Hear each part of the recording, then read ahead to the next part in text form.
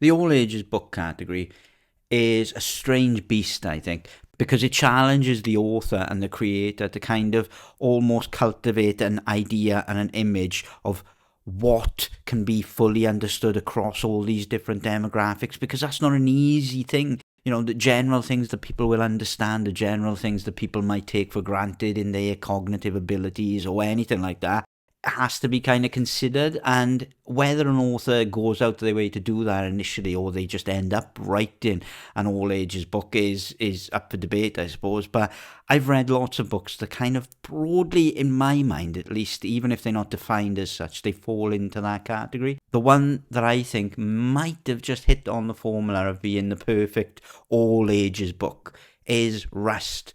And that's what I wanted to talk about, is how Rust, the story and how it's managed to kind of create a setting that I think is actually genuinely really an all ages book. So let's get into a few things about Rust first and foremost. Archaea Press themselves, the publishing company responsible for printing Rust, calls it a high-octane adventure for all ages to enjoy. As Rust begins, we are immediately kind of presented with a timeless, undefined battlefield. Humans are there scattered, they're all in World War One-esque inspired uniforms, and then rough-edged robotic soldiers make their way across a devastated field and forestry area, and these robots are seemingly integrated into the two warring sides that we are visiting in this opening scene. And among all this chaos, a soldier is collecting battery cells before he is faced and hunted by even more varieties of different robots.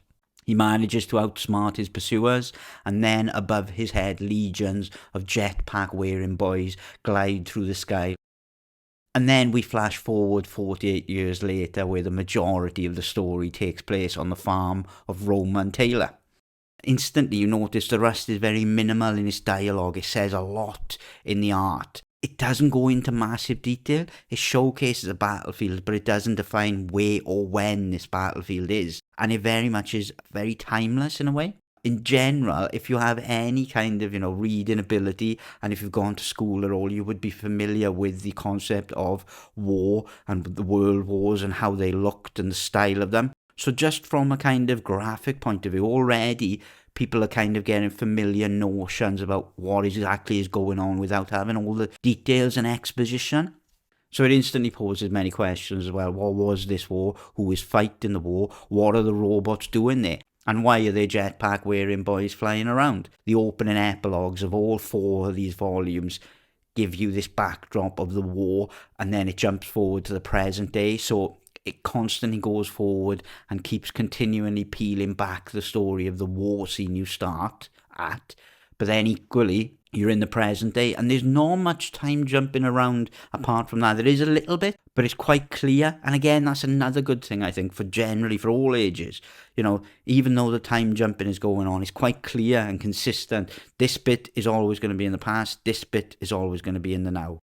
Roman Taylor is a struggling farmer, and he's not really a farmer at all. He is desperately seeking and trying to be what his father was. The farm, like the battlefield, is not given an exact location.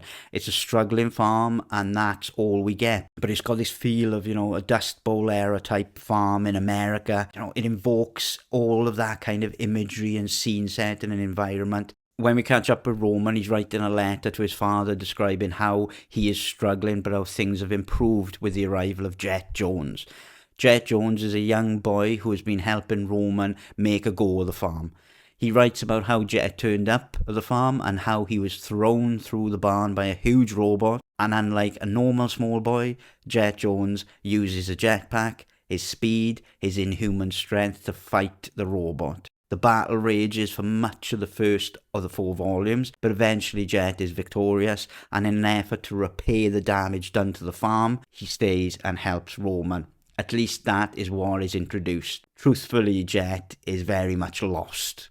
Over the ensuing pages, we are introduced to Roman's wider family, his mother, his brother, his sister. We also meet Jessie and her grandfather, and the cast of characters is intentionally small. They're all the story really needs. All of them are struggling in this post-war world that they find themselves in, None are struggling as much as Jet Jones, though. He is running away from what he is and is defined by guilt. His demons vanish when heroism is demanded, though, and he quickly proves himself to be selfless, empathetic, and kind, which makes his struggle even more heartbreaking as we go through. After the prologue, the books for the most part follow the present day of the farm, and you get to find all the wants and needs and dreams of the main cast in each volume. Their stories get generally deeper, more fleshed out, and in many ways that touches upon the series' biggest strength, I think, and that's its pacing. Each book is more like a tight episode of a TV series than a traditional comic, I think. Often it takes time to allow conversations to play out, to allow battle scenes to play out over many pages. The conversations are lengthy, the battles are lengthy, the location doesn't jump around. From the Warzone prologues to the farmland melodrama to the ever-looming robotic threats that plague Jet Jones, each part of the story takes you on a wonderful journey and slows down and speeds up in all of the right places. The quieter scenes have that laid-back American frontier feel, while the battle scenes are epic, twisting and fast.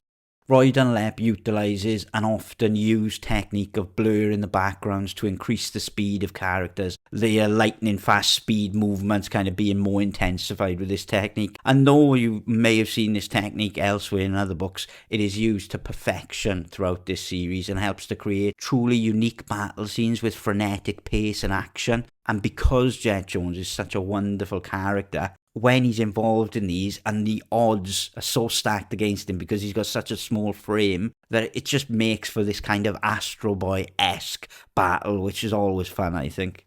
The colouring of the series, like its name, is rust.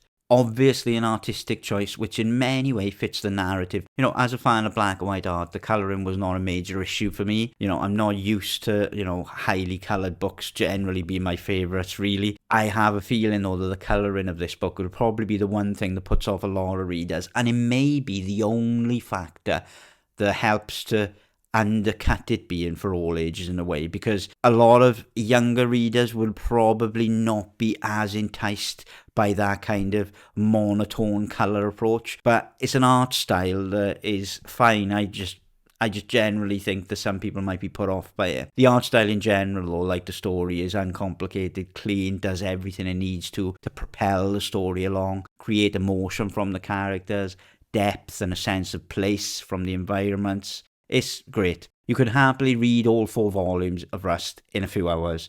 It is intentionally uncomplicated, but is extraordinarily enjoyable. The journey of discovering about Jet Jones, seeing his enemies and his friends slowly reveal themselves to him, and seeing him deal with the ever-increasing threats is amazing and is an emotional roller coaster. One minute you'll be happy to see him in triumphant victory, and the next you'll be holding back the emotions as you realise how confused, lost and alone he actually is.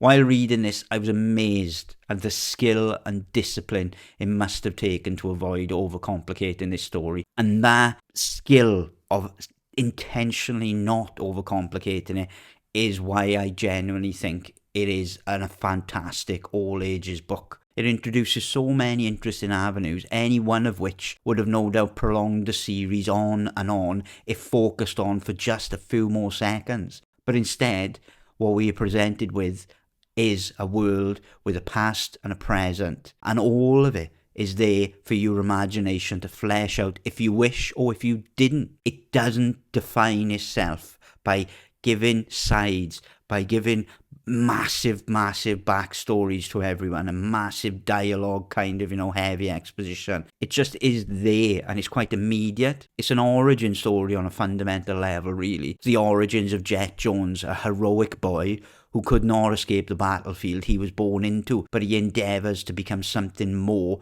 than he is expected to be. And that theme is in of itself a very all ages theme.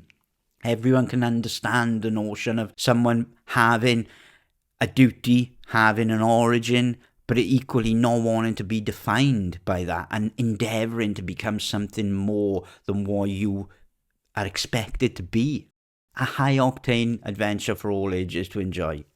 I genuinely think that description is as accurate as you're ever likely to get. The cast is intentionally small and unconfusing. Their wants, needs, emotions, and lives are all easy to grasp. The war and its devastating aftermath are purposefully left undefined, which creates that straightforward backstory and present day that most ages could grasp easily. It avoids all that heavy exposition, the world building, and in its place develops characters and relationships. There is essentially only two locations across all 4 volumes, the farmland and the battlefield in the past. It is such a personal, claustrophobic story that zooms in on Jet and his past, and Roman and his family and friends, and how they deal with that past in the present. And it really is a book, when you read it, it just does everything it sets out to do and does it well and does it right. It delivers a story that many people across many different abilities and ages and demographics can understand. It delivers action, character depth, emotion, all of these things that every reader looks for, but it delivers them in a way that every reader can grasp and understand. And that's why I do think to date this is probably my favourite book that you could define as an all ages book.